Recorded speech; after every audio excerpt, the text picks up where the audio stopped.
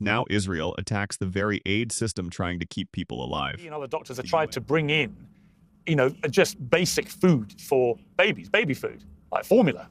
And that has been specifically confiscated when they've come in by the Israelis on the border. In other words, they are deliberately stopping doctors bringing baby formula in, which can only have one purpose. The one purpose of baby formula is to sustain the lives of babies. And, you hear stories like this and you think, what is going on there?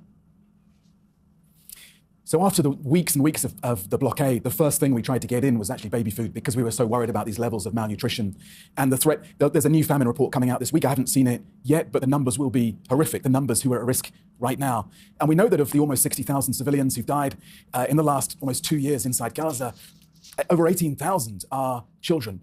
So look, we just want to get the aid in. We want to do our job. We know how to do this. We can deliver aid. We could get aid to everyone in Gaza who needs it right now so badly, including all of those starving children. The baby food, the flour, the water, the fuel to get the generators back on, the incubators back on in the hospitals, the shelter, because the vast, vast majority of the population are displaced, have been displaced multiple times.